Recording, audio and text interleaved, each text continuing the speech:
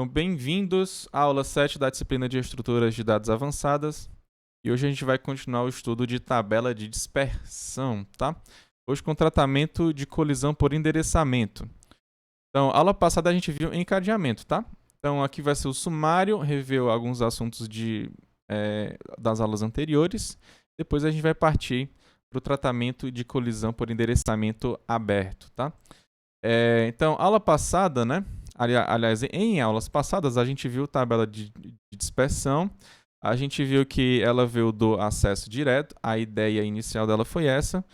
Depois a gente viu funções de dispersão, tá? O método da divisão, o método da dobra, o método da multiplicação, o método da análise de dígitos, ok? Então eu não vou... eu acredito que vocês lembram, tá?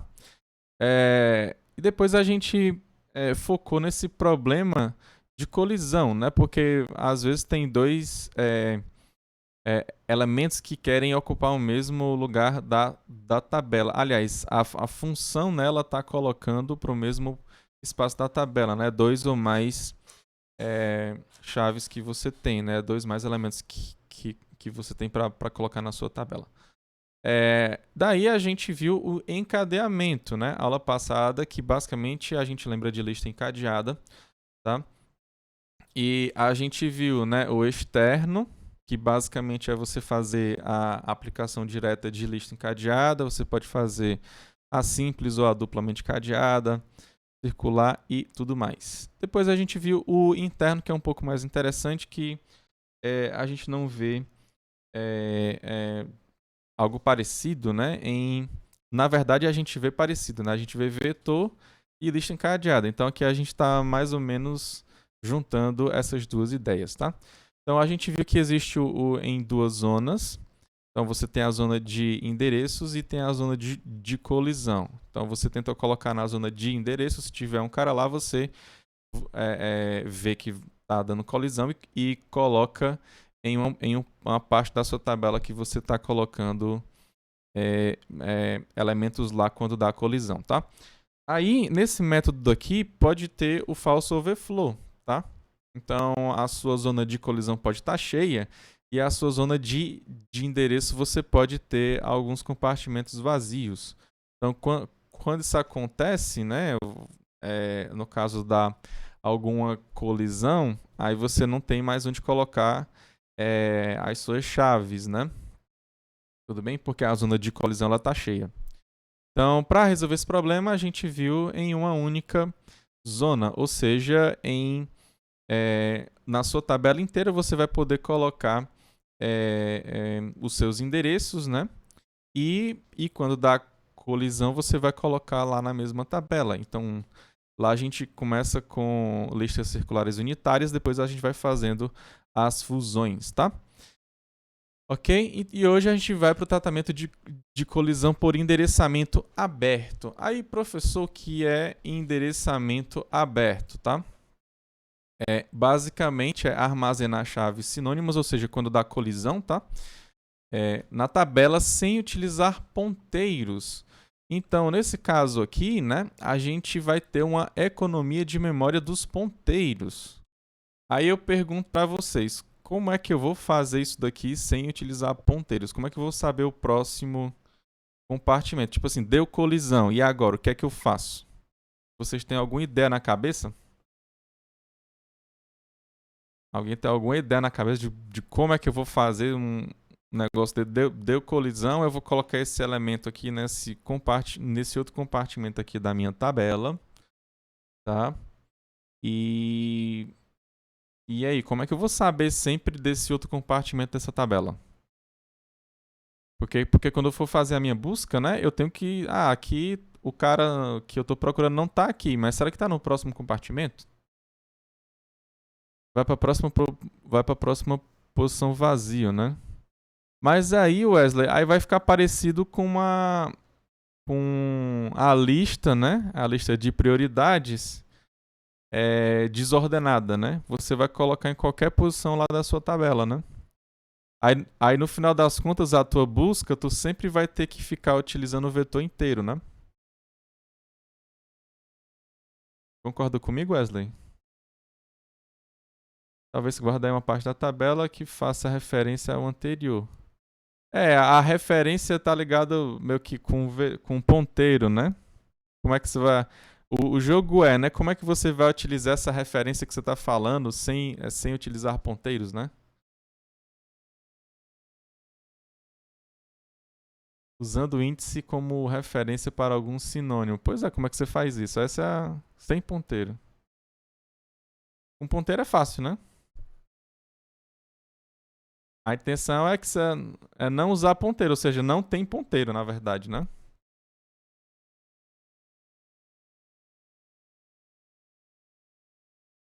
Utilizar o módulo como assim? O módulo tu fala tipo a função de dispersão mod m? Sim, mas como é que eu vou utilizar o mod m?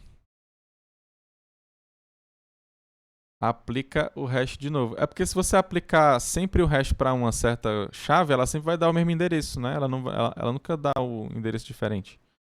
Mas essa é a sua ideia aqui, Wesley, é boa, né? Você aplica o hash de novo, só que aí você, tipo assim, tipo assim, eu já apliquei uma vez, então eu vou aplicar.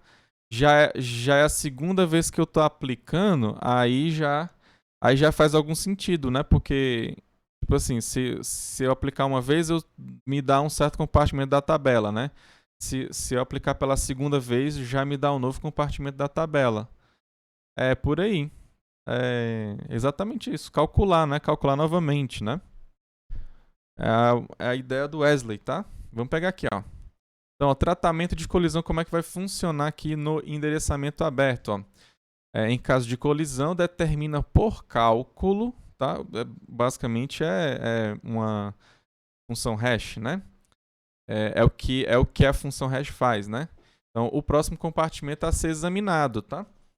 E se der colisão de novo, você vai fazer outro cálculo, né, para o próximo compartimento e assim vai.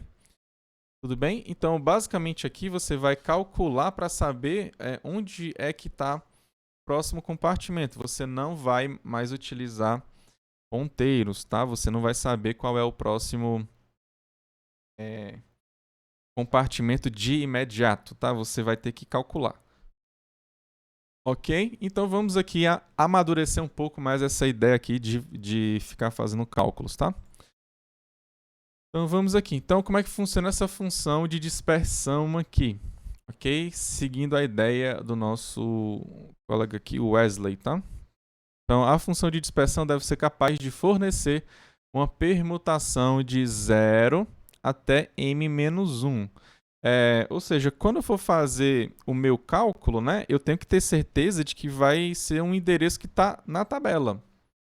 Tudo bem? Por exemplo, se a minha tabela ela vai do 0 até o 4, tem o 0, 1, 2, 3, 4, então, por exemplo, a minha função de dispersão ela tem que ser capaz de fazer tipo assim, primeiro, se você me der essa chave aqui, tudo bem, aí é para ela ficar na posição 3.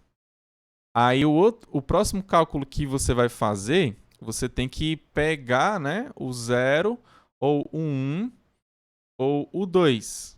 Tudo bem? Tipo, aí vamos supor que pegou o 0. Aí o terceiro cálculo você já não vai ter que ter o 3 que você fez primeiro e nem o 0. Você só vai poder ter o 1 e o 2. Ok? E todos os cálculos que você for fazer, no final das contas, você tem que percorrer a sua tabela todinha, tá? Tá claro, gente, isso aqui? Vocês querem que eu explique melhor aqui? Deixa eu colocar aqui...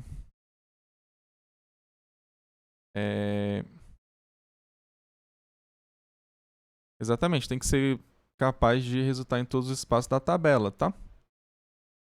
Ok? Mas como você escolhe um K que garante isso? Exatamente. Vamos aqui continuar aqui então. Dizemos que é uniforme quando suas permutações têm mesmas probabilidades de ocorrência, tá? Deixa eu só deixar claro que é uma permutação aqui para vocês. Como eu falei para vocês, se você tem uma certa tabela aqui, né? Digamos que é exatamente aquela lá que tem tamanho 4, né? Então, ó, você tem a posição 0, 1, 2 e 3, tá? Então, vamos dizer o seguinte aqui, ó. A tua função hash, ela deu aqui para o 2, por exemplo, né? Ó.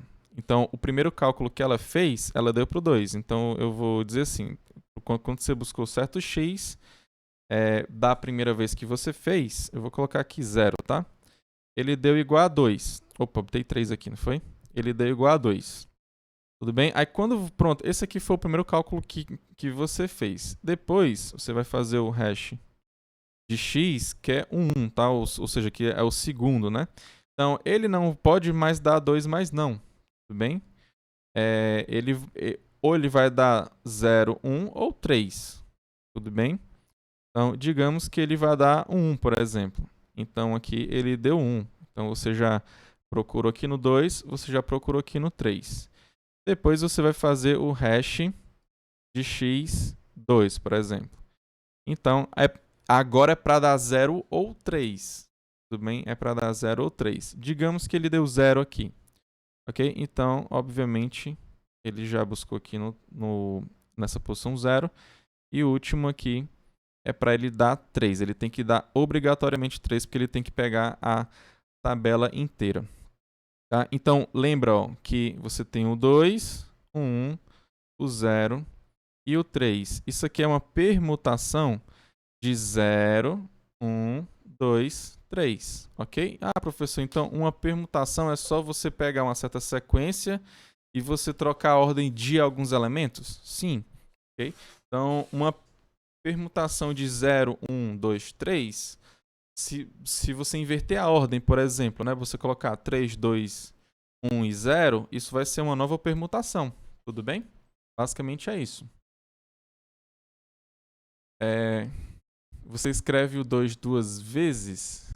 Não, não pode escrever 2 duas vezes não. Só pode ser uma única vez cada um desses caras. É uma permutação, né? Você só faz meio que trocar os elementos. Você não pode duplicar nenhum deles, não. Ou seja,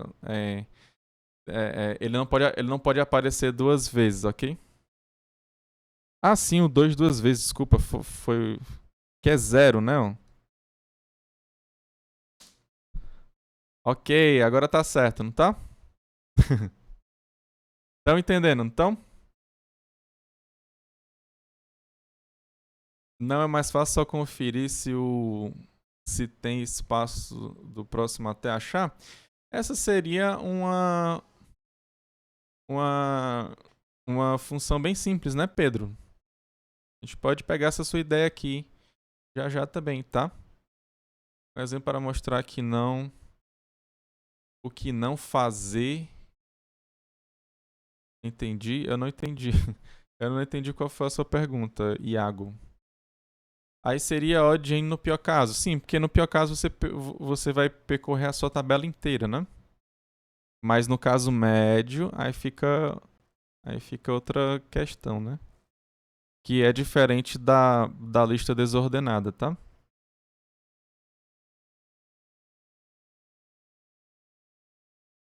Você tá certo, Felipe. Um exemplo para mostrar o que não fazer, né? É porque aqui eu também, ó, eu não falei quem é a função hash, entendeu? Aqui eu simplesmente estou dizendo que se você pegar uma função hash que vai dar 2, 1, 0, 3, ele vai funcionar muito bem, tá? Mas se repetisse algum número aqui, aí já ia dar problema, tá?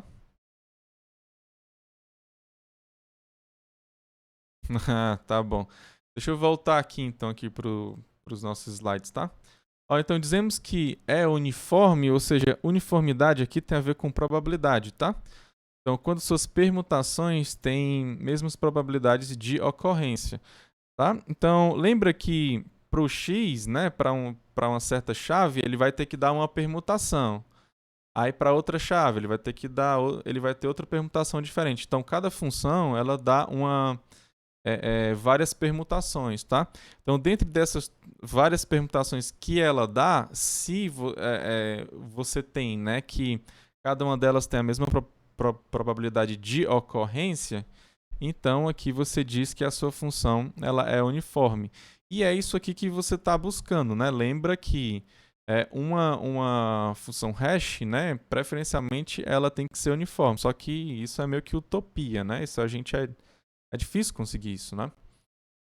Ok? Então, por exemplo, aqui, né? Aqui eu fiz exatamente aqui, né, o que eu tinha escrito antes, né? Aqui você tem o x e você tem o k, né? Aí o k vai do 0, 1 até o m-1. Lá no nosso exemplo, a gente ia até o 3 porque você tinha tamanho 4, né? Então, para encontrar o x, você vai calcular, né? Como eu já tinha colocado antes, né? O h de x0, aí ele vai te dar um compartimento da tabela. O h de x1 vai te dar outro compartimento da tabela.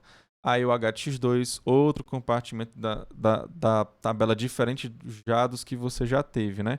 Até no final do h de x é menos 1, que aqui vai ser o último compartimento da tabela que não foi visto por todos os outros, né?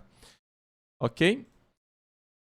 Então, onde essa sequência de tentativas ela tem que ser uma permutação de 0 até m-1, ok? Ou seja, em outras palavras, você tem que ter exatamente, né, na sua permutação esses números aí de 0 até m-1. Ok, pessoal? Então, como é que funciona o algoritmo de busca aqui? Como é que você faz uma busca aqui? É fácil fazer busca aqui ou não? Aqui eu não estou considerando remoções, tá? Então vamos dizer assim, se não tem remoções, então o primeiro espaço da tabela que você encontrar vazio, você tem certeza de que não vai ter mais nenhum outro elemento depois dessa. Então vai ser um algoritmo preguiçoso? Não, não vai ser preguiçoso não. Aqui eu só estou considerando que eu só estou fazendo adições, eu não faço remoção. Remoção preguiçosa. Aliás, o que seria uma inserção, sei lá, uma busca preguiçosa, acho que não tem não, mas tipo assim, remoção preguiçosa faz sentido, né? Tipo assim, eu vou, pego o cara, vejo que ele tá lá, deixo lá, né? Simplesmente.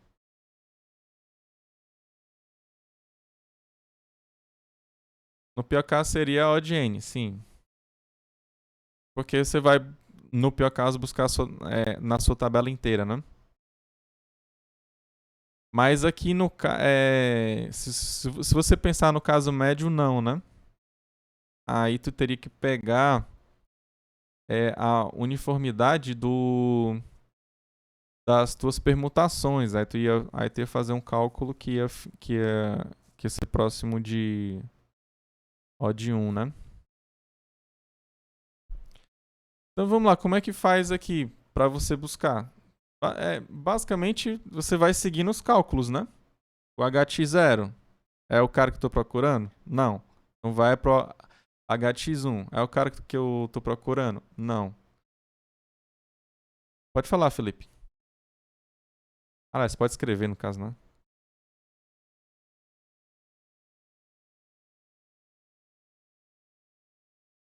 E recebe hash. Só que tu tem que colocar o K, entendeu? Porque tu tem que diferenciar os teus cálculos, né? Porque quando tu colocou I recebe hash de 1, tá parecido com um ponteiro isso daí, né? Ok? Mas é por aí sim, tá, Felipe? Então vamos que fazer aqui, ó. Então, ó, a tua entrada vai ser a chave, né? Lembra que você tem a chave, tem um AND e tem um A. Aí a tua saída vai ser o AR, né? Então ele vai ser igual a 1 se você encontrou esse AND aqui, né? Ou seja, se o TEND.chave é igual a X. Ou seja, você conseguiu encontrar o elemento que você quer. 2, se o TEND estar livre, ou seja, você procurou, né? Pro K igual a 0, pro K igual a 1, igual a 2, igual a 3. Aí você chegou em um certo cara lá que viu que ele tá livre. Então, como você. Quando você encontra o primeiro cara livre, você sabe que todos os outros caras não vai fazer mais nenhum sentido, tá? Então você simplesmente você vai parar a sua busca ali, tá?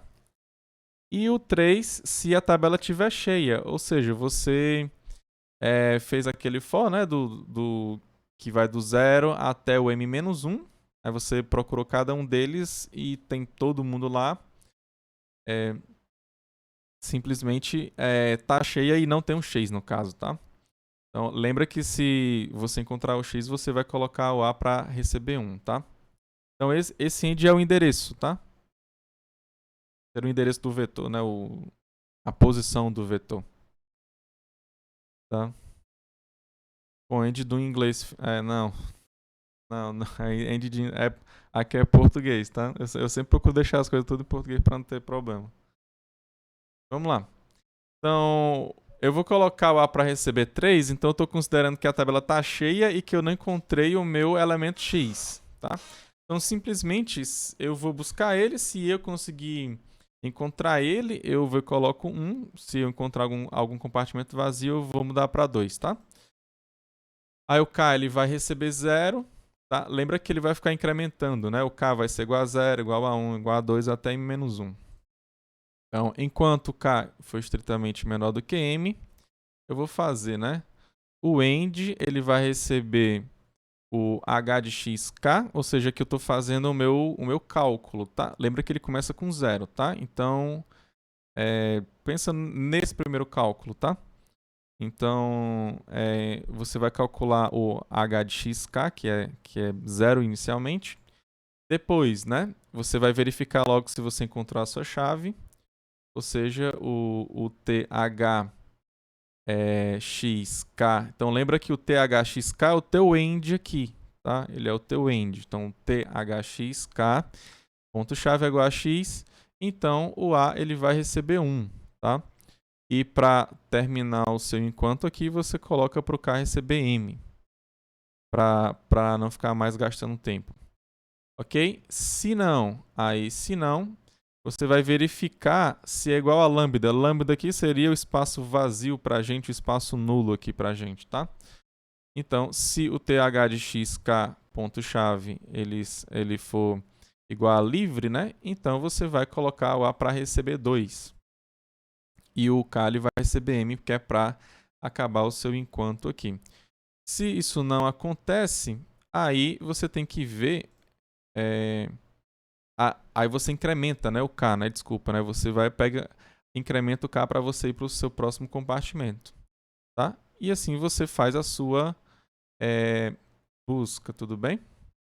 Tá claro? Basicamente é só você fazer isso daqui. Tá claro, gente? Esse XK seria semelhante a isso, né? Peraí. Não é semelhante a isso, não. Não é semelhante a isso, não, tá? Porque assim pode ser que dê. Não, porque assim você não vai conseguir tudo, entendeu? Tipo, aqui essa função você não vai conseguir pegar todos os compartimentos, entendeu? Tipo assim, o K variando do jeito que você colocou aqui para o mesmo X, se ele pegar 2 divisores, ele vai pegar o espaço 0, né? Tipo assim, se o X for igual a 10, aí você pega o K igual a 0, já não dá certo, né? Se você pegar o K igual a 0, já não dá certo. Porque nenhum número pode ser dividido por 0, né? Mas mesmo assim, se você pegar o 10 e o 2, ele vai te retornar 0. Mas se você pegar o 5 também, ele vai te retornar 10 e 5, né? 10 e 5 e 10 e 2, eles vão te retornar 0. Aí tu lembra que tem que ser uma função que ela tem que pegar uma permutação, né? Que não pode ter repetições, tá? Aí aqui tu vai estar pegando 0 duas vezes, né? Por que tem que usar a linha 3, né? Exatamente, né? Tem que usar a linha 3, aqui basicamente ela está servindo somente para guardar dentro do end, entendeu? Gustavo. Lembra que a ideia aqui, ó, o A é igual a 1 se o TEnd.chave é igual a x. Aí o end aqui ele tem que guardar o endereço do x, né? Quando ele encontra. É,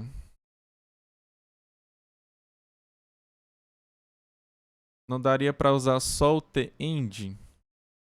Aqui, em vez, aqui na linha 4 e na linha 8 que você fala, daria sim. É só você trocar o h de xk por end aqui nessas duas linhas aqui que vai dar certo, tá? Mas basicamente, eu acho que eu tô seguindo o livro do Jaime, tá? Simplesmente isso.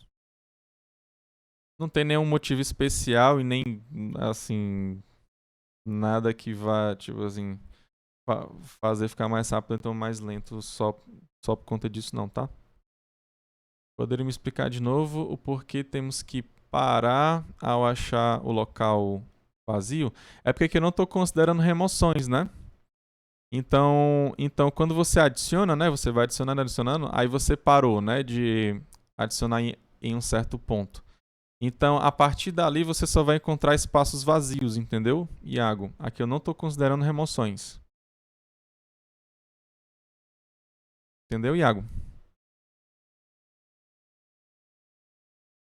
É a função. Exatamente, o h de xk é a função hash. Só que aqui não é a função hash normal que a gente tinha visto lá nas primeiras aulas, não, tá?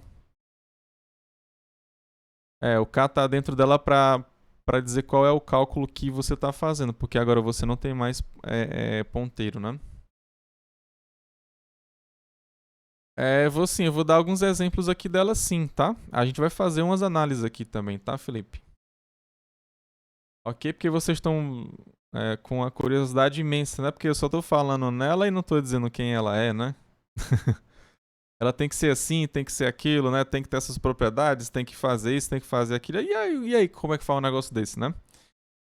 Vamos aqui então, ó. Então vamos aqui para ela, ó. Função de dispersão, tá? É, eu vou pegar aqui o seguinte, ó. Considere que, né? H' de x e H duas linhas de x são funções hashes, ou então funções de dispersão vistas anteriormente. Então, o que foi que tu viu? Tu viu o método da divisão, você viu o método da dobra, você viu o método da análise de dígitos, né? Então, suponha que você tem dois métodos desse aí, tá? É, ok, né? Então, vamos pegar aqui. Então, a tentativa linear. Vamos para a tentativa linear. Então, uma forma de você fazer essa função bem simples é essa daqui, ó. Tudo bem? Então, lembra que o h' de x, né? O h' de x, ele é uma função que você sabe que vai ter um certo espaço lá da sua tabela, tá? Aí eu não lembro, eu não me recordo qual foi o aluno, mas ele disse: então o próximo espaço que eu vou ver seria o próximo espaço, né? Então seria exatamente esse daqui, né? Ó. Porque lá no zero você vai ter o h' de x mais zero, ou seja, você vai ter exatamente o que você tinha anteriormente, né? Aí, quando você faz o h' de x mais 1, aí você está exatamente no espaço de baixo, né? Claro, eu tô desconsiderando o módulo, né? Porque se você estiver no último espaço da sua tabela, quando você colocar o mais 1, como você está com o módulo m, né? Aí você vai lá para o seu espaço inicial, né? O seu primeiro espaço da tabela, né? Tá claro aqui? Esse aqui é bem simples, né? Entenderam esse aqui? Ok, então essa aqui é a nossa tentativa é, linear, tudo bem? Mas ela tem um probleminha, né? Ela vai ter um probleminha. Alguém consegue ver aí qual é o probleminha?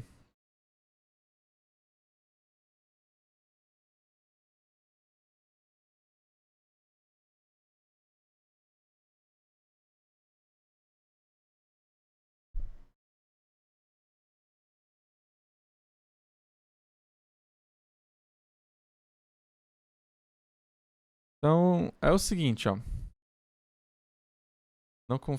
Pera ainda. Não confere se tem espaços vazios anteriores. Você fala aí, não confere se você está falando dessa função. É porque, na verdade, não é a função que tem que verificar espaços anteriores. É a tua função de busca, né, no caso. Não é a função. A tua função hash ela só vai dar um espaço da tabela. Aí, se você. Tipo assim, aí depois o próximo, depois o próximo, depois o próximo. Ela não vai te dizer se tem alguém lá ou se não tem, não. Aí isso aí é lá na busca, inserção, remoção que você tem que fazer, tá?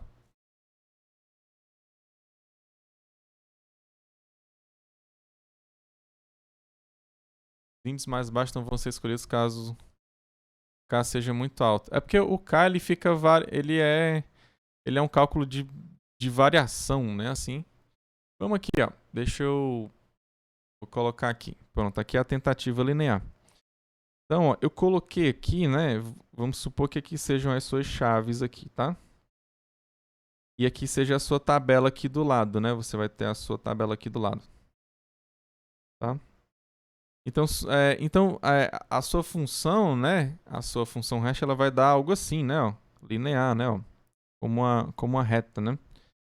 Então, se você utilizar bastante essas chaves aqui, né? Eu estou utilizando muito essas chaves aqui. Aí você olha aqui na tua função, onde é que tá dando? Tá mais ou menos nessa região aqui, né? Ó. Então, desse lado da tabela aqui vai ter bastante colisão. Não vai estar tão distribuído assim, né? Então, isso aqui é o que a gente chama de agrupamento primário, tá, gente?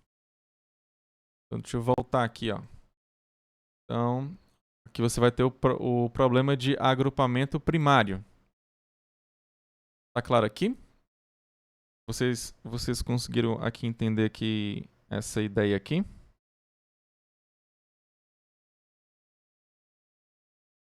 Se tiver claro aí, levanta a mão aí, vai quem tá acompanhando direito. Ok. Vocês são 10, vocês são inteligentes, né? Ok, e agora, né? Tem o quadrático também, né? Ó, que eu já fiz aqui pra vocês e já fui aqui apagando aqui, né? Vocês já viram qual é o problema do agrupamento quadrático. Mas como é que a gente faz o quadrático? Alguém tem alguma ideia aí? Deixa eu voltar aqui para nossa lousa. Aqui seria a tentativa quadrática, né? Aqui a gente viu a linear, né? Que é semelhante a uma linha, né? A uma reta, né? Como é que a gente faz uma função hash desse jeito aqui que vai te dar uma parábola, né? Então lembra de quadrática é parecido com a função quadrática, né? Como é que você vai ter um trem desse daqui, né?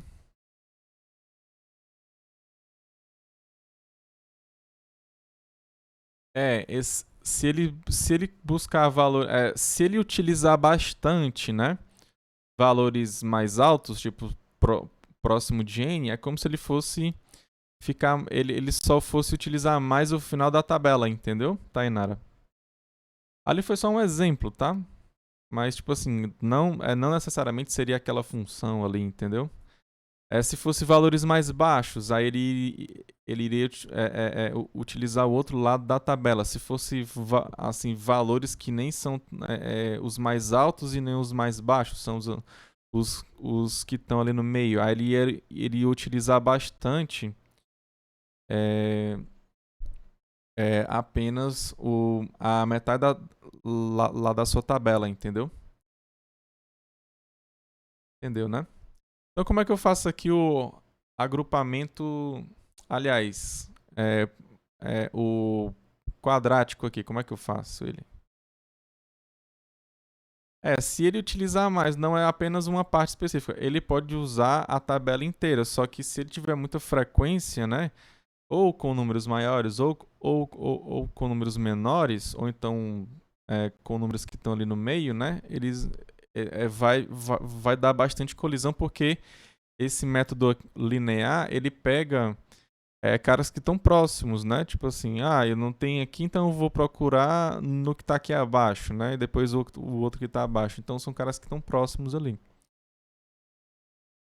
Então vamos aqui para o quadrático, a tentativa quadrática, tá? Então você faz como se fosse uma função quadrática, tal. Aí, então lembra lá do nosso x, né? Do x ao quadrado, tal, tal, tal.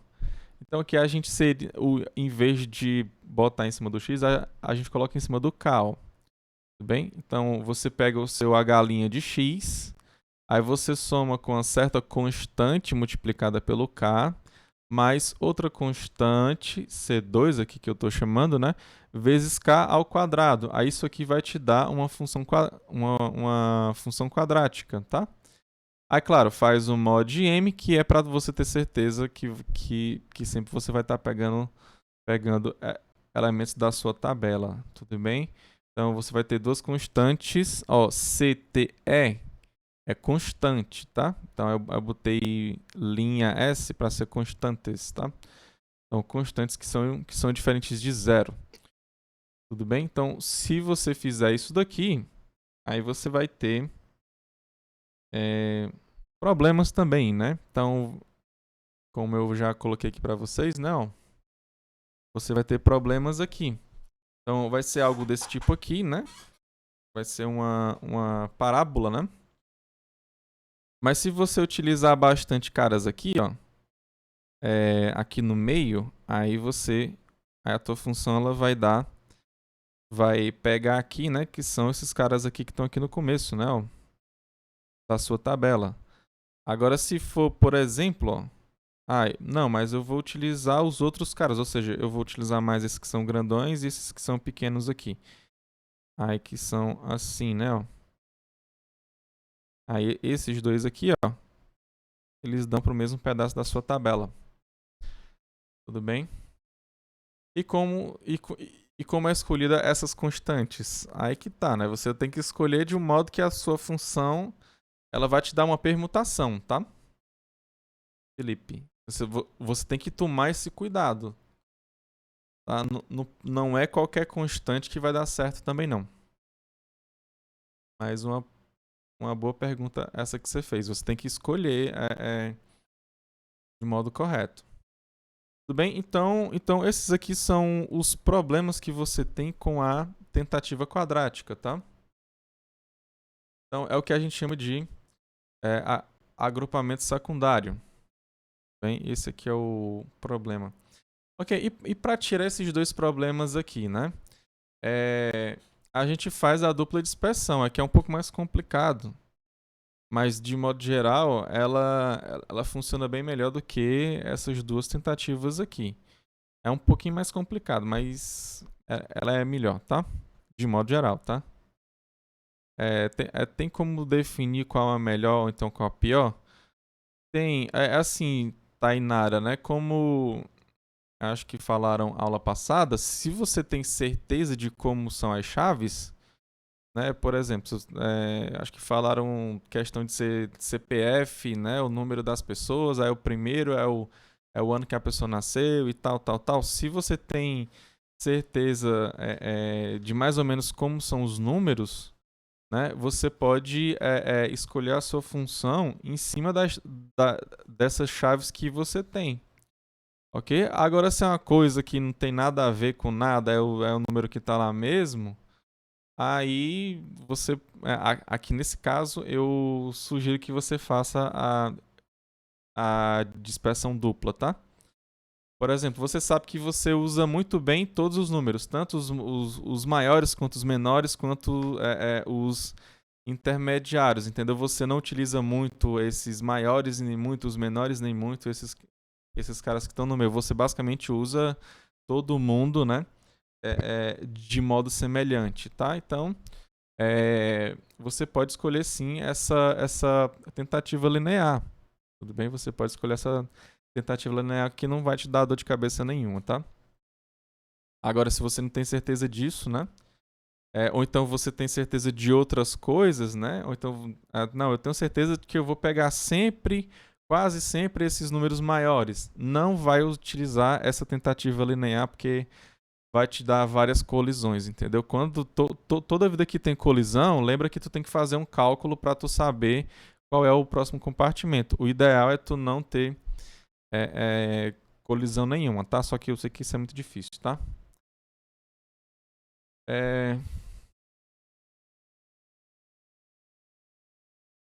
Certas restrições assim, no caso, né? No caso de você saber com o que você está trabalhando, entendeu, Felipe? A forma com que você resolve, né? Você tem que saber o que é que você tem, né? Assim, eu tenho que fazer, por exemplo, aqui essas implementações aqui desses negócios em linguagem C. Então eu tenho que saber a linguagem C, tudo bem? Ok? Depende da sua situação que você tá, né? Ok? Então, o que seria a dupla dispersão, né? Ou então dispersão dupla? Basicamente é você utilizar duas funções hash, né? Que foi uma das que a gente viu anteriormente. Aí você pega uma e multiplica por k. Ó, você tem h linha de x mais k vezes h duas linhas de x. Aí, sei lá, você pega o método da dobra e a outra você pega o método da análise de dígito, por exemplo, entendeu? Aí você pega, soma isso daí, depois você pega o mod que vai te dar uma, uma boa distribuição, né? Vai ser melhor do que você utilizar só uma delas com a tentativa linear ou então com a tentativa quadrática. Tudo bem? É parecida com a linear, só que aqui você tem duas funções de dispersões diferentes. Entendeu, Tainara? Então, meio que assim, você tem duas. É porque assim, aqui na tentativa linear, por exemplo, ó, você tem o K sozinho, né? Quando você tem um K sozinho, é como se você não tivesse nenhuma variável multiplicando ele, né? Aqui embaixo você tem o H duas linhas de X, né? Que ele se modifica para cada X, né? Então aqui vai te dar uma coisa bem diferente do que você deixar o K sozinho, né? Então meio que vai meio que espalhar bem melhor aqui. Tá? Aí de novo, tem que escolher duas que não vai dar choque nenhum com que vai dar problemas lá na sua permutação, tá? No caso de você não ter, né? Tá claro, pessoal? De boas. Ok, então esse foi o nosso conteúdo da nossa aula de hoje, tá? É o livro do Jaime, tá? Eu tô acompanhando pelo livro do Jaime, terceira edição. Ok, alguma dúvida que alguém queira tirar hoje?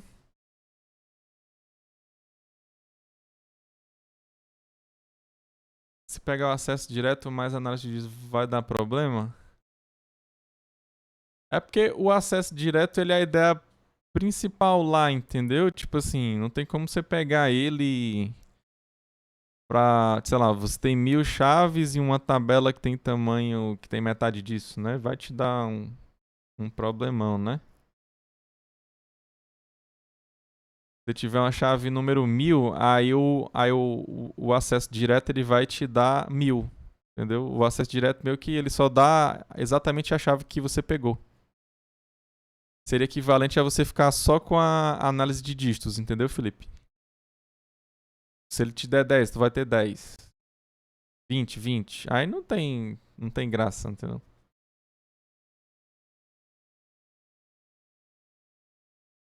A função de dispersão ela tem que retornar um valor da sua tabela, né? Desculpa, o endereço da sua tabela. Se vai do 0 até o m-1, tem que dar um desses valores, entendeu? Iago. Oi, pode falar.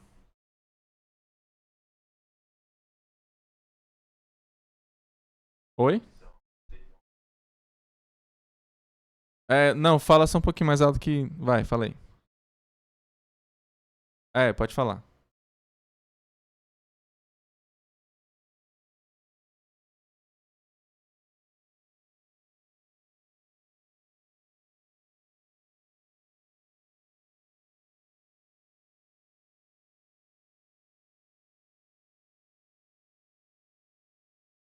Sim, eu não tô entendendo.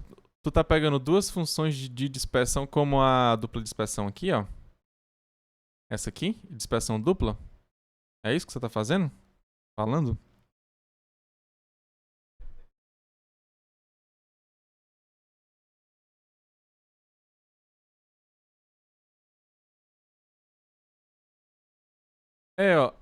Ó, essa dupla dispersão aqui, ela faz isso pro primeiro cálculo, vamos dizer assim, porque o K, quando ele for igual a zero, ó, tu vai ficar com H' de x mais 0 vezes H duas linhas de x. Então, no primeiro cálculo que você faz aqui, ó, você só vai considerar o H' de x. Por quê? Porque o outro aqui ele vai ser zero, entendeu? Aí meio que você está pegando somente esse H' de x. Como o H' de x ele é um valor da minha tabela, né? Quando eu pegar esse mod gem aqui, ele não vai se modificar, tá? Então, é mais ou menos isso que você está falando, né? Tipo assim, um jeito de você considerar uma função depois a outra, entendeu? Que você pode falar isso aqui, entendeu? Ó. Ah, quando K for igual a zero, eu só vou considerar esse H'. Quando ele for 2, não, 1 ou 2 é que eu vou considerar esse H duas linhas de X, tá? E existe também outra forma de você fazer, considerar ou então desconsiderar essa segunda aqui função hash, tá? Quiser inventar aqui, quiser botar 3 funções também, dá também, não tem nenhum problema não. Tudo bem? Bota um módulo aqui no K também, bota o módulo 2 aqui no K, que tu vai ter 0, 1, 0, 1, 0, 1 sempre, né? Porque ele vai ficar pegando 0, 1, 0, 1 sempre. Aí, ou seja, uma hora tu pega esse H duas linhas de X, outra hora tu não pega. Uma hora tu pega, outra hora tu não pega, entendeu? Dá pra você fazer assim também. Oh, pode falar, Felipe, né?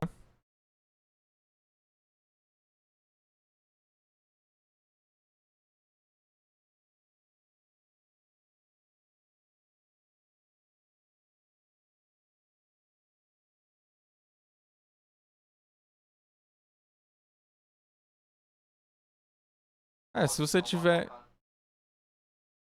Depende do que você tem disponível. Se você tiver memória disponível, aí se você for assim bem livre, né?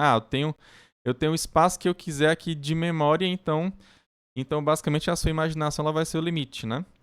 Ou então o tempo que você tem para você fazer teste de qual função é melhor do que a outra, né? Para aquelas chaves que você vai utilizar, entendeu? Aí tu vai roda tudinha e vê qual é que vai ficar melhor. No caso, o nosso primeiro trabalho ele vai ser até isso, para você fazer comparações entre essas funções hashes que a gente viu, entendeu?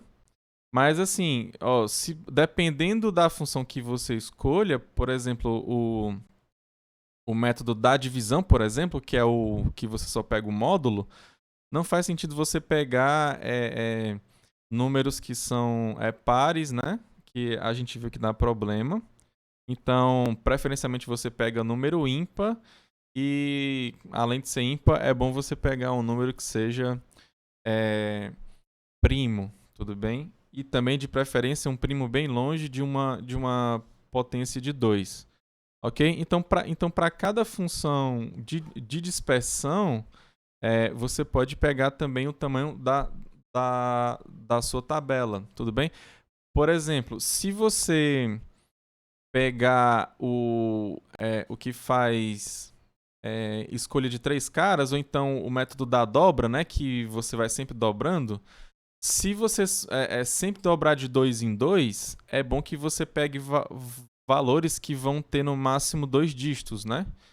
Então, seria de 0 até 99, né? De zero até 99, você tem certeza de que vai sempre pegar 2 caras lá que tenha aquela quantidade de dígitos, né? Se fosse de 3 dígitos, aí você poderia pegar uma tabela que vai do 0 até o 999, né? Aí assim você tem certeza de que está pegando esses caras. O mesmo lá para dobra, né? Se você ficar dobrando de 3 em 3, né? até o final restar 3, então seria interessante você ter uma tabela que você tem 3 dígitos, né? Ou seja, de 0 a... Diga.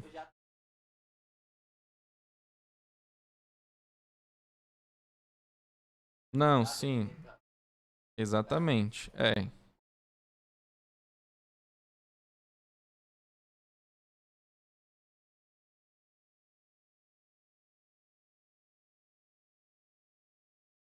Dá pra você fazer também pelo fator de carga, né? O que seria o fator de carga? É o total de chaves que você tem pelo tamanho da tabela que você tem. Aí você divide um pelo outro que você vai ter o número, né?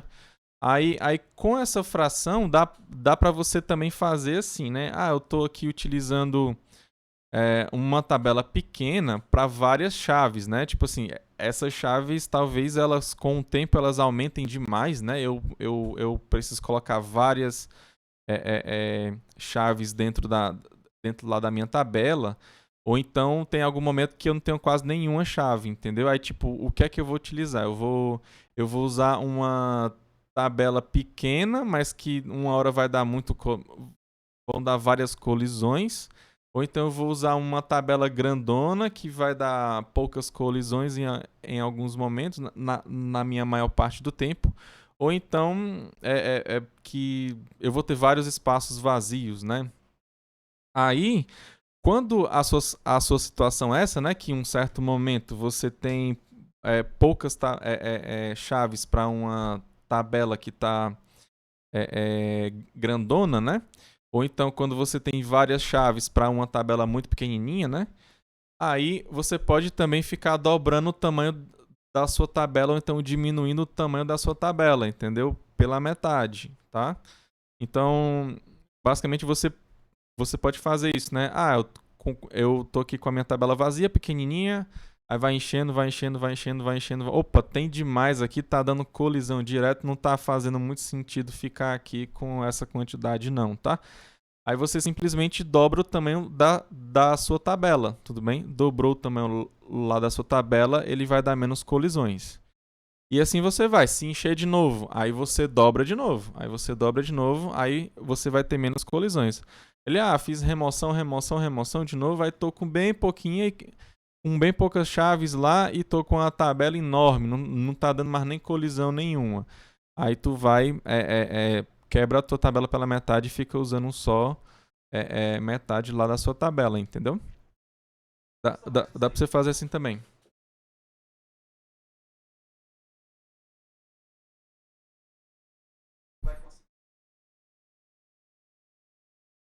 Não, aí você conta pela quantidade de chaves que você tem, né? Tipo assim, se tem 1 milhão de chaves para uma tabela de 100 compartimentos, entendeu? É óbvio que vai dar várias colisões aí, entendeu? Aí meio que você dobra, entendeu? Claro, eu não tô falando quando você tiver nesse caso extremo, né? Quando tiver o alerta amarelo ali, né? Quando você olha, atenção aqui, né? Aí você dobra ou então você reduz o tamanho da sua tabela, né? Também não vai deixar tá em uma calamidade total não, entendeu?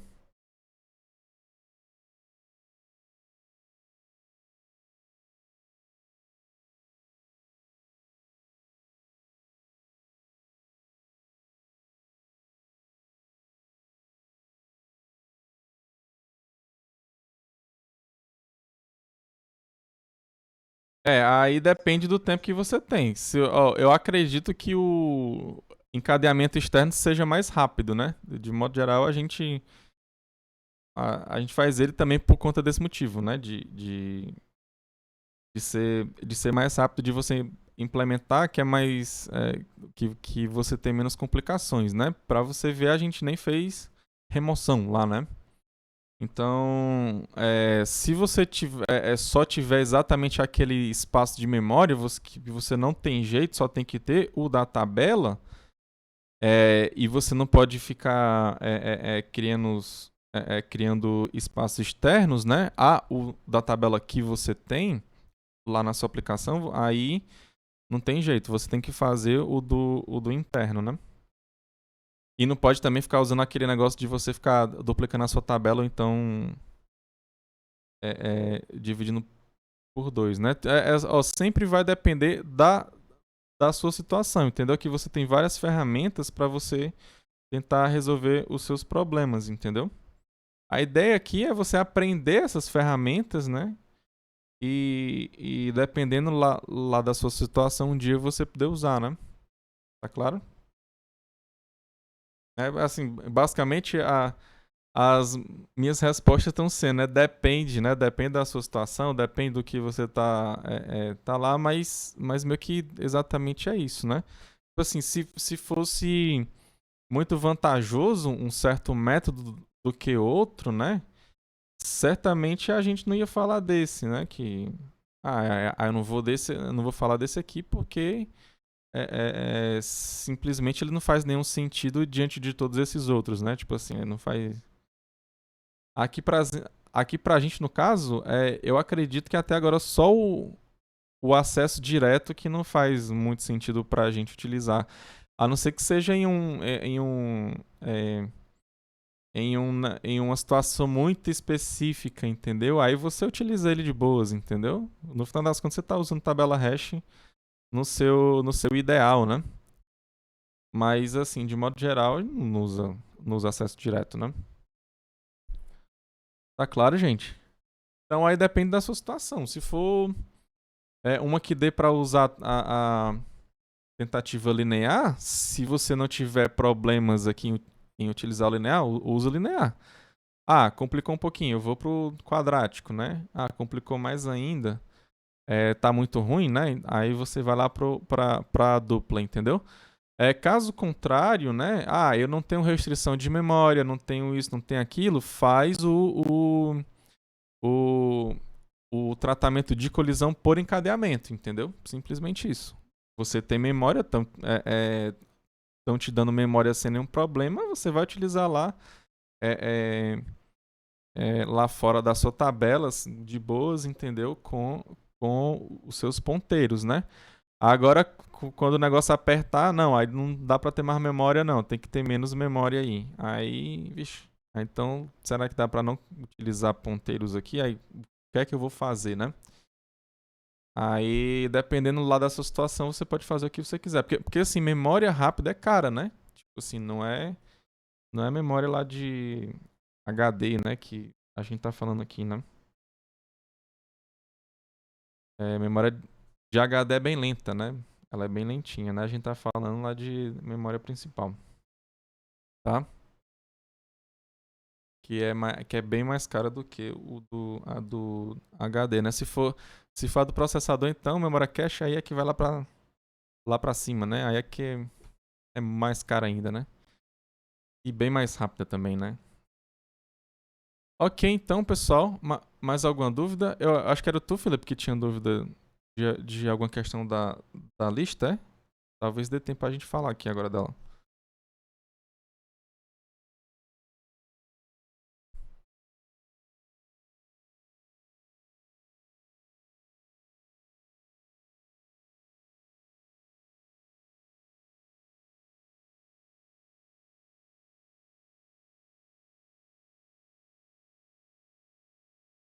Ah, ali, né? Eu entendi. Eu entendi qual foi a sua dúvida. É, se tu quiser, eu posso mandar pra ti. Eu acho que. Acho como é que eu fiz. Pera ainda. Tu lembra o que foi que eu fiz na aula? Acho que eu fiz isso na aula. Deixa eu voltar aqui pra tu. Botar aqui na lousa, né? Então, eu acredito, né? Que dava um somatório, né? Deixa eu ver se eu acho aqui. Talvez eu ache até aqui, ó. Aí eu pego exatamente o que eu fiz, né? Você quer saber por que que dá odd-n, né? E não log-n, né? Vamos ver se dá tempo. Você tem que fazer umas continhas. Oi.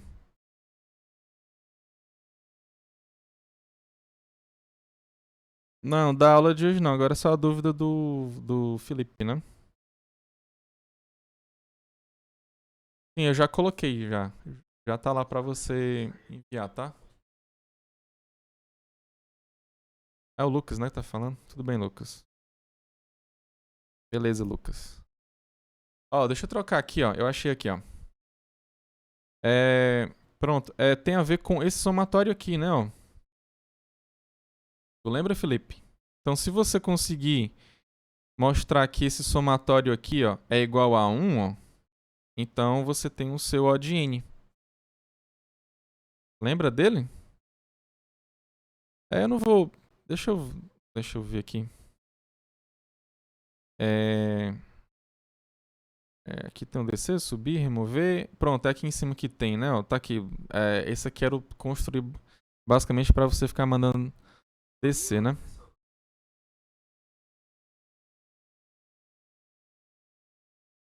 Sim.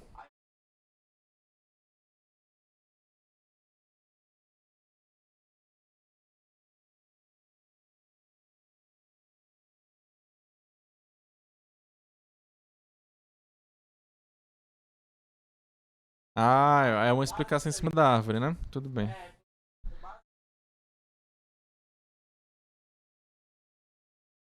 Ah, entendi.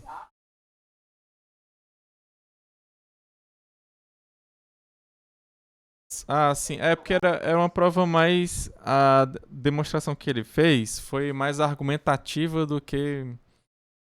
é, é, é, vamos dizer assim, assim, fazendo cálculos assim para você ver, né?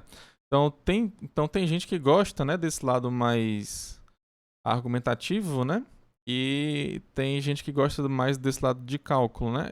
Se eu não estou enganado, na época do Einstein, quando ele falava na teoria da relatividade, a gente via isso, porque tinha um matemático na época, se eu não estou enganado, ou então ouvi falar, que também tinha provado, entendeu? Só que o cara, ele, se você fosse perguntar a ele, esse negócio de teoria da relatividade realmente funciona? Aí o cara, não, tá aqui, ó, tu leu aqui os meus cálculos, entende isso aí que tu vai se convencer de que de fato tá certo. E o Einstein não, ele era diferente, por isso que ele ficou mais famoso, né? Que o pessoal acha que ele ficou mais famoso assim. Porque ele não, ele sentava contigo, conversava contigo 2 horas e conseguia te convencer, né? Argumentando por que ele estava certo, né?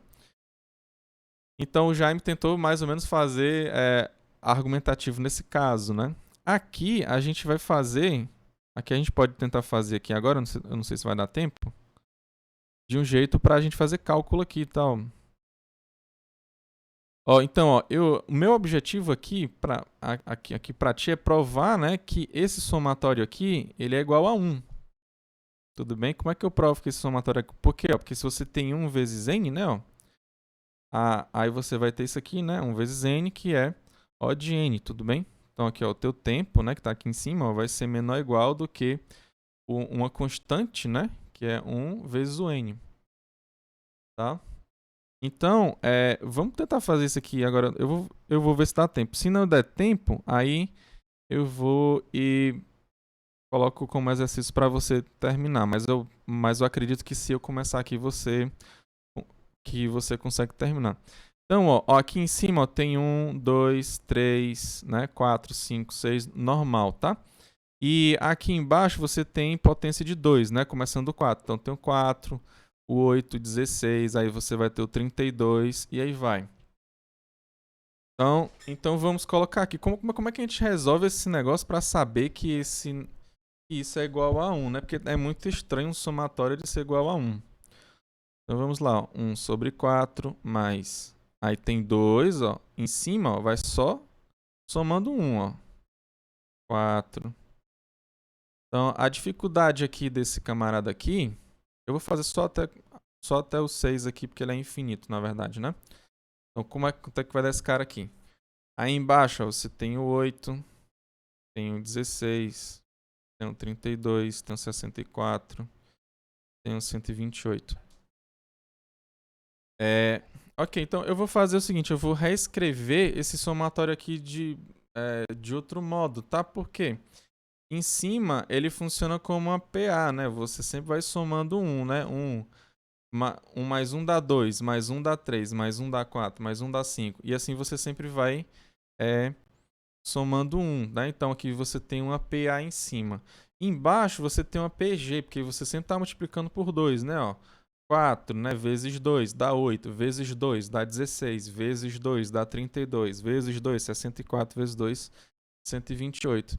Então isso aqui não é nenhuma PA e nenhuma PG. Aqui, e mais, né? Tu tá pegando a fração dos caras, né? Ó, tu tá pegando a... Mas dá pra gente, né, quebrar esse somatório aqui em outros somatórios, tá? Então, naquela aula eu não fiz isso porque eu não tinha tempo, né? Mas aqui como eu tô tendo, né? Então eu vou fazer, ó. Então, esse cara aqui, né, 1 sobre 4 é 1 sobre 4, eu vou só deixar ele aqui sozinho. Mas, ó, 1 sobre 8, você concorda comigo que é 1 sobre... aliás, 2 sobre 8, né? 2 sobre 8 é igual a 1 sobre 8 mais 1 sobre 8. Então, eu vou colocar 1 sobre 8 e 1 sobre 8 aqui embaixo, tá? Porque quando você somar, ó, você vai ter exatamente o 2 sobre 8. E vou fazer a mesma coisa com os outros, ó. Então aqui, ó, aqui não é 3 sobre 16? Não, eu vou quebrar 1 sobre 16, 1 sobre 16, eu vou somar aqui, né? E vou colocar 1 sobre 16 aqui, ó. Então, se você somar esses três caras, você vai ter o 3 sobre 16, tá? Vou fazer a mesma coisa para o outro. 1 sobre 32, mais 1 sobre 32, mais 1 sobre 32, mais 1 sobre 32. Ok? Aí faz a mesma coisa para o 5. 1 sobre 64. Opa, 64, né? 64 mais 1 sobre 64. Mais 1 sobre 64. Mais 1 sobre 64. 64, botei 16, né? Eu tirei esse 16 de onde?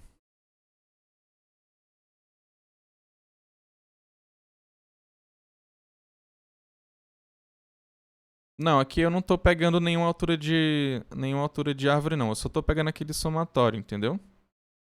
Aqui eu não tô ligando com o que o Jaime falou, não, tá? Eu falei algumas coisas naquela aula e disse que se você conseguisse mostrar que esse somatório é igual a 1, você tem o que você quer, entendeu? Então, basicamente eu tô te mostrando que esse somatório ele é igual a 1, porque se ele for igual a 1, aí eu tenho o que eu quero. Ó, então eu tô simplesmente somando aqui, né? Ó. Eu vou continuar aqui como se tivesse... Você segue aqui dessa ideia, né? Aí você me pergunta, mas professor, por que o senhor está fazendo um negócio desse? Não. Ó, isso aqui agora é uma isso é uma PG, né? Ó, 1 sobre 4 vezes 1 sobre 2 dá 1 sobre 8. Vezes 1 meio dá 1 sobre 16. Vezes 1 meio dá 1 sobre 32 e assim vai. Então, isso aqui, ó, é uma PG que tem razão 1 sobre 2, tá? E é uma soma infinita, tudo bem? Então, qual é a fórmula da soma de uma PG infinita? Você pega o primeiro termo, que aqui no caso é 1 sobre 4, ó. Aí divide por 1 menos a razão, que é a razão 1 sobre meio, né? Porque você sempre está multiplicando por 1 meio. Ok? Então, aqui você vai ter sobre 4, né? Deixa eu fazer essa conta aqui embaixo, depois eu apago, porque senão não vai dar certo não. Esse cara aqui de baixo, né? 1 menos 1 meio é 1 meio, né? Então você vai ficar com 1 sobre 4 sobre 1 meio. Tudo bem? Esse cara aqui é igual a esse que está aqui embaixo. Aí aqui você repete a primeira e multiplica pelo inverso da segunda. O inverso dessa, né? Você tem 1 em cima e o 2 embaixo, então você fica com 2 em cima e com 1 embaixo. Tá? Que dá 2 sobre 4, que é 1 meio. Tá? Divide por 2, dá 1. Divide por 2, dá 2. Você tem 1 meio. Então, esse cara aqui, ó, é 1 meio. Então, esse foi o cálculo da minha primeira PG infinita. Aí tem um desse aqui também, ó. O desse é bem parecido, né, com esse cara que tá aqui, ó, em cima, né, ó. A diferença é que ele começa do 1 sobre 8. Mas você vê que é a mesma coisa, né? O 8 aqui embaixo, vezes 2 dá 16, vezes 2 dá 32, vezes 2 dá 64 e assim vai. Então, sempre é multiplicando por 1,5, né? Porque você está multiplicando pelo cara que está embaixo. Então, o primeiro cara aqui é 1 sobre 8. Aí divide por 1 menos 1 sobre 2, que é a tua razão. Aí, fazendo essas contas aqui, você vai conseguir chegar no 1 sobre 4. Tudo bem? Então, faz desse jeito, né? Aqui vai dar 1 sobre 8, ó. Tudo bem? De novo, esse aqui é o primeiro cara sobre 1 menos 1 meio. Aí você vai ter 1 sobre 8. Esse aqui de baixo vai ser 1 sobre 16. Esse aqui vai ser 1 sobre 32. Então, aqui tu consegue ver, ó, que tu consegue ter o que também? Uma PG também, ó.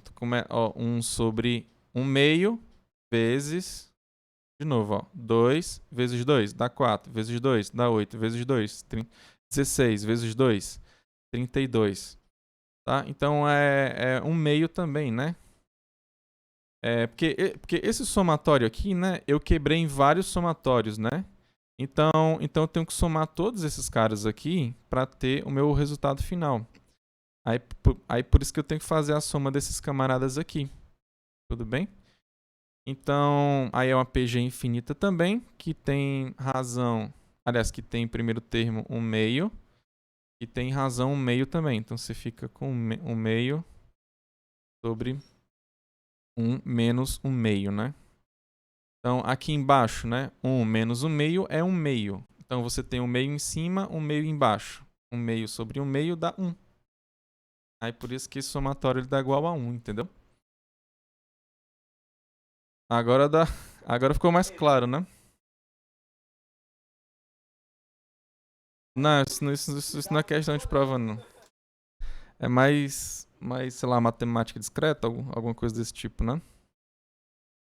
Tá, ó. Então, ó, aqui, ó, esse somatório aqui é igual a 1. A gente viu que é igual a 1. Se ele é igual a 1, então vai dar O de N, tá?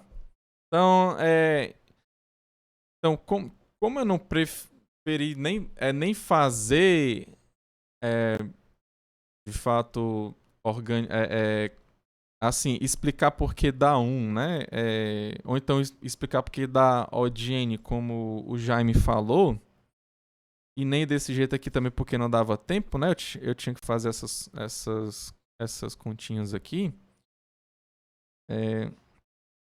Aí meio que eu falei, ó, é possível sim você chegar no O de N, né? Mas você consegue concluir o O de N log N. Então, às vezes, quando você não tem tempo, você pode ter uma certa conclusão que é mais ou menos boa, né? N log N. Mas, na verdade, ele vai ser O de N, né?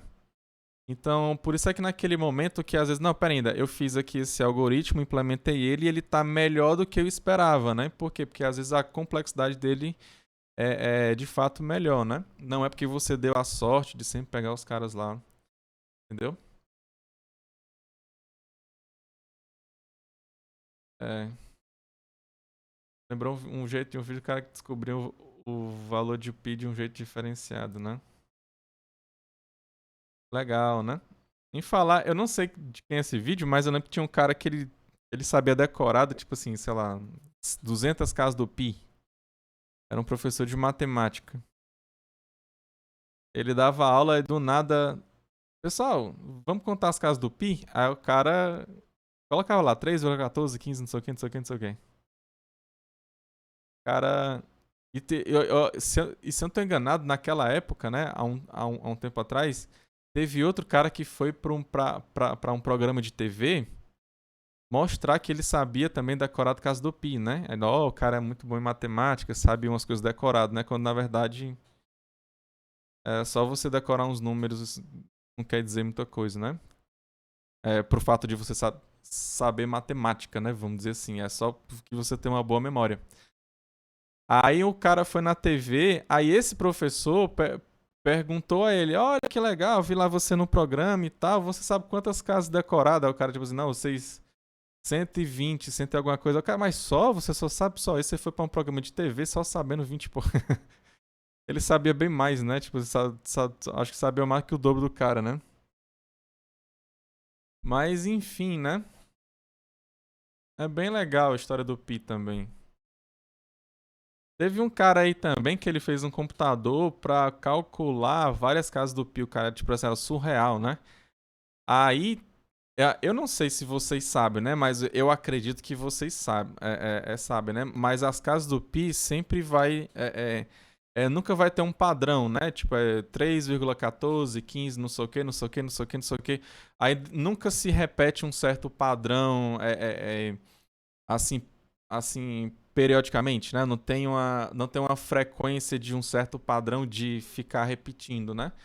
Aí eu acho que foi um americano que ele pegou e fez um computador. Aí tinha um certo momento que ele só dava zero, né? Zero, zero, zero, zero, zero, né? Tem um algoritmo que dá para você calcular casas do pi, né? Aí o cara fez lá o computador dele muito potente e tudo. Aí chegou nessa conclusão de que tinha vários zeros, né? Zero, zero, zero, zero, zero, até o final do que ele podia calcular naquele momento. Aí acho que ele publicou até um artigo, falou lá na internet, né? O pi, na verdade, ele não é irracional, né? Tem um momento que tem todo só apenas zeros, então só vai até aquele número e tal, não sei o que, o resto é tudo zero, né? Aí meio que o cara não sabe assim de matemática. Aí teve um asiático, né? Como sempre, não sei se foi um japonês, chinês, sei lá o que foi, mas é um asiático.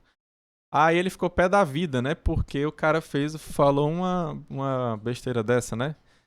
É, tipo. Aí, aí eu sei que ele fez um computador mais potente do que o cara pra pegar mais casos do pi pra ver que o cara tava errado, entendeu? Aí o cara pegou e fez isso, e acho que foi um americano. Ele, por alguma, sei lá, sorte ou então azar, ele pegou uma certa quantidade razoável de zeros que tem mesmo lá, um depois do outro. Aí, se ele tivesse conseguido mais um dígito, né, mais um númerozinho lá, ele veria que ele queria ser diferente de zero, né? Porque quando o asiático pegou, né, ele viu isso, né? Olha, se ele tivesse pegado mais um dígito lá, ele não tinha falado tanta asneira, né? Aí eu sei que é bem interessante, né?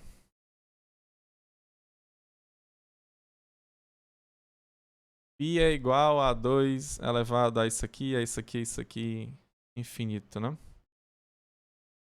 Interessante, né? É porque o pi vem lá dos... Vem lá daqueles polígonos, né? Que você vai pegando, aí vai... Você vai colocando mais fácil, aí vai se aproximando mais de uma... De uma...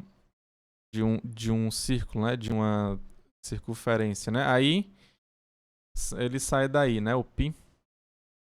Ok, pessoal, então o nosso tempo aqui já tá acabando. Tem mais alguma dúvida? Mais alguma dúvida? Ah, por enquanto não, né? Então, pois então é isso, pessoal, tá? Fiquem todos com Deus, tá? Um forte abraço, que Deus abençoe todos vocês, né? Cada um de vocês, tá? Valeu, pessoal.